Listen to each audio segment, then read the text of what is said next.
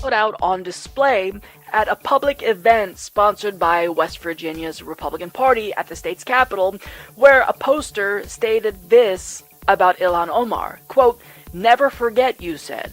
I am proof you have forgotten." And the overt implication here is that since Ilhan Omar is a Muslim, she's therefore culpable either directly or indirectly for the 9/11 terrorist attack.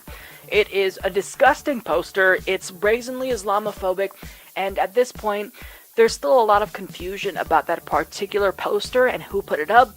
One individual who worked at the state legislature resigned but claims somebody from the public brought it in since it was a public event. I don't know. The details are still a little bit fuzzy, but the point is that this is what Ilhan Omar has to deal with. If I were elected to Congress, I would be able to just fight for Medicare for all. I wouldn't have to put up with that much bullshit, but because she's a Muslim woman of color, she has to deal with these things that impede her ability to actually do things that would help the American people.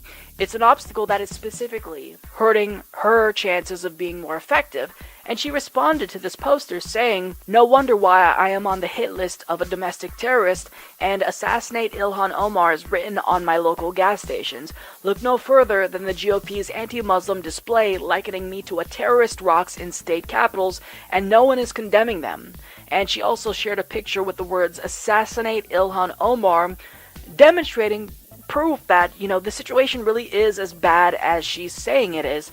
And you don't even have to look very far to see how bad it is, because just under this very tweet were a bunch of Islamophobic attacks saying, you're not American. Somebody accused her of being anti-American, or un-American rather, and used the hashtag war. Another conservative dingbat questioned whether or not the hate she's receiving is due to her supposed hate speech against AIPAC, and that both sides' approach to, maybe it's kind of deserved because you said something bad about AIPAC, is something that you'd expect from just conservatives who are trying to troll, not from other lawmakers. However, that's kind of what we got.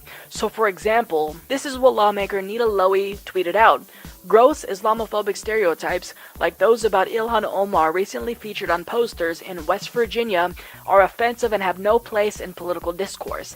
Anti-Semitic tropes that accuse Jews of dual loyalty are equally painful and must also be roundly condemned." So they're trying to both sides this, at least Nita Lowey is. She can't just say, "This Islamophobic poster is disgusting." She has to both sides it and bring up supposed anti-Semitic comments that Ilhan Omar made again. But understand, you're not coming to her defense here, Nita. You're not a hero.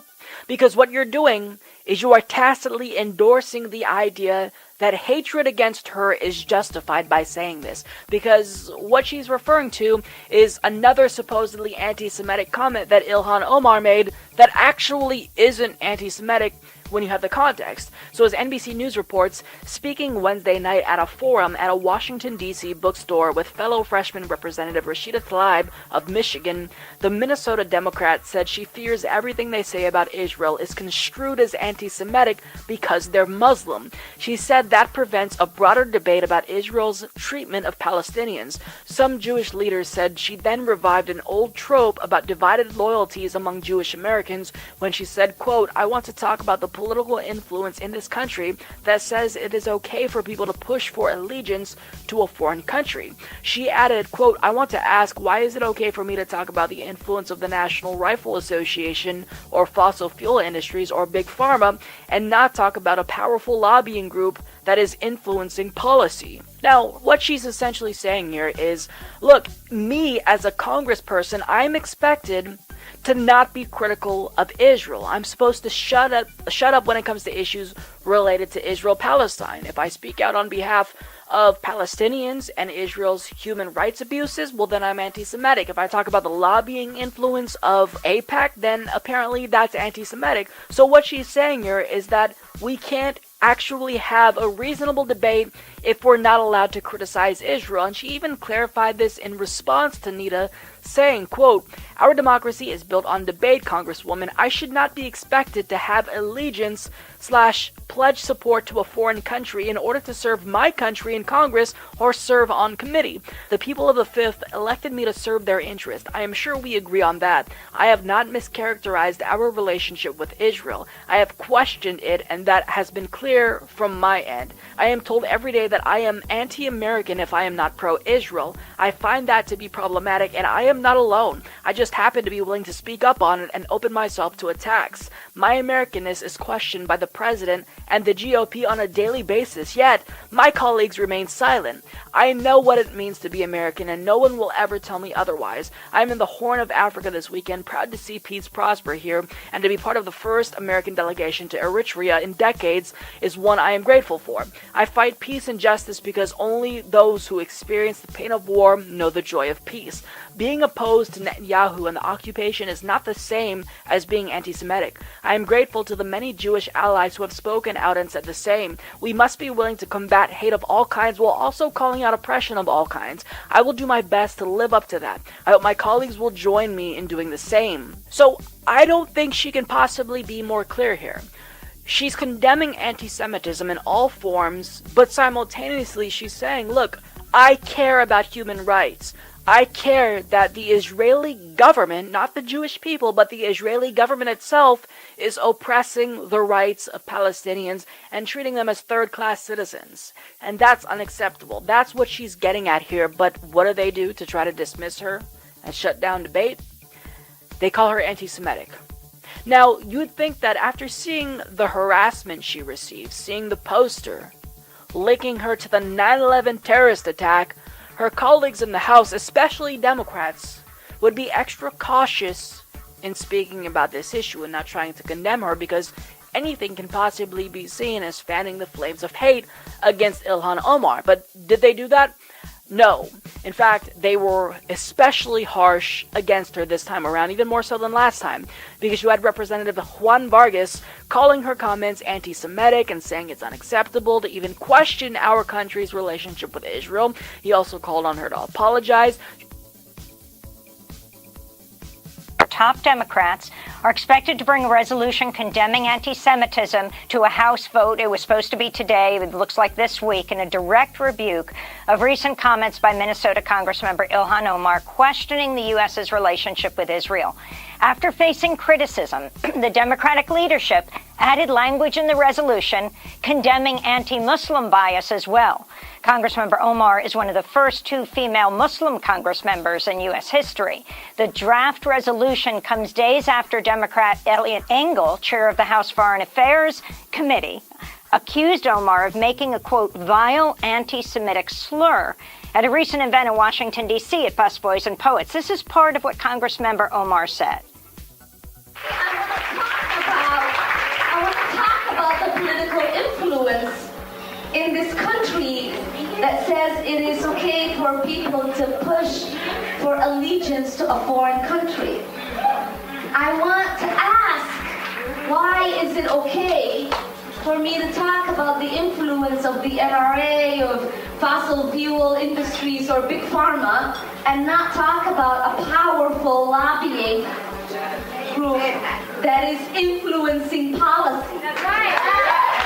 So that was Congressmember Ilhan Omar speaking at the event at Busboys and Poets. And Congressmember Jayapal, you were right there next to her at the event. Can you talk about the anti-Semitism resolution, as they're calling it, now because of enormous pushback by people like Alexandria Ocasio-Cortez?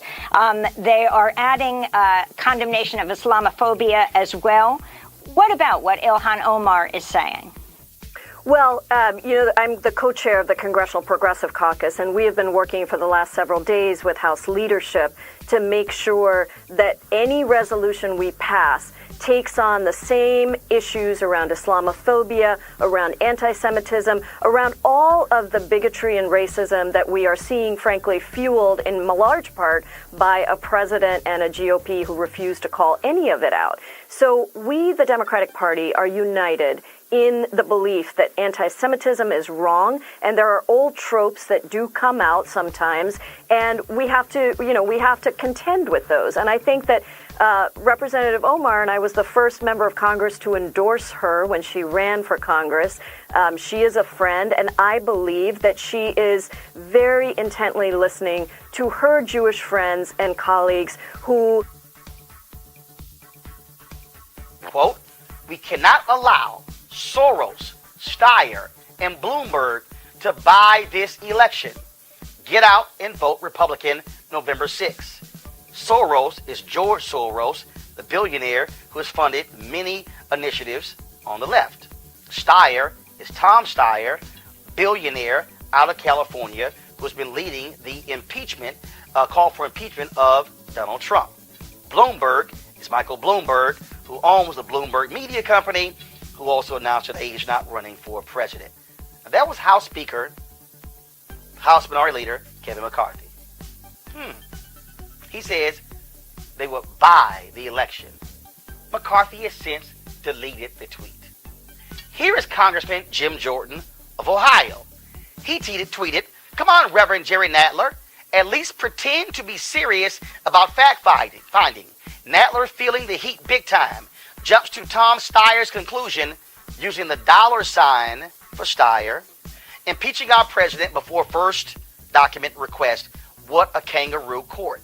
Again, notice the $ at the beginning of Steyer's name. Nadler and Steyer are both Jewish.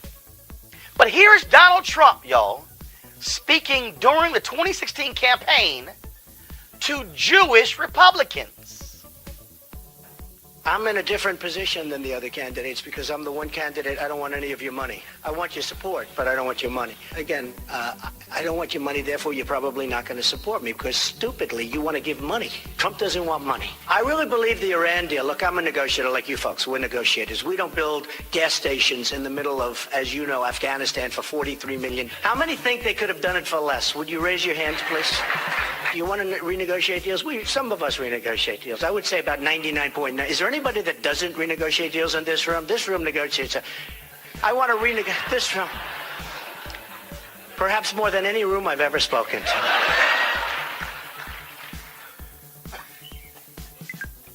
This room negotiates everything. What does that sound like? What is one of the anti-Semitic tropes that we've often heard? And I'm going to use this phrase because this is what that provokes. When somebody says, "You're trying to Jew me," that is a phrase that has been used to denigrate Jewish folks for trying to lower the price, to negotiate. Play that again. Donald Trump, y'all, is speaking during the campaign to Jewish Republicans. But listen to how they responded when he made the negotiation comment. Press play. I'm in a different position than the other candidates because I'm the one candidate. I don't want any of your money. I want your support, but I don't want your money. Again, I don't want your money, therefore you're probably not going to support me because stupidly you want to give money. Trump doesn't want money. I really believe the Iran deal. Look, I'm a negotiator like you folks. We're negotiators. We don't build gas stations in the middle of, as you know, Afghanistan for $43 million. How many think they could have done it for less? Would you raise your hands, please? Do you want to renegotiate deals? Some of us renegotiate deals. I would say about 99.9. Is there anybody that doesn't renegotiate deals in this room? This room negotiates. I want to renegotiate this room. Perhaps more than any room I've ever spoken to. Now, folks, on this latest controversy, Congresswoman Omar has gotten support from her fellow freshman, Alexandria Ocasio-Cortez. She goes by AOC on Twitter. She tweeted, "One of the things that is hurtful about the extent to which reprimand is sought of Ilhan is that no one seeks this level of reprimand when members make statements about Latinx and other communities. During the shutdown, a GOP member yelled, 'Go back to Puerto Rico,' on the floor."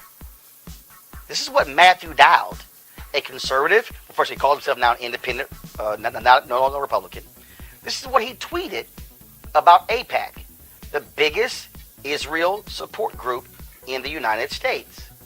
Matthew Dowd with ABC. Used to work for President George W. Bush. Quote, something to keep in mind. AIPAC doesn't necessarily represent American Jews. AIPAC cheers Trump while a huge majority of Jewish Americans oppose him. AIPAC supported moving Embassy Jerusalem. American Jews opposed. Now, the reason this is critical because previously Representative Omar had tweeted in reference to AIPAC all about the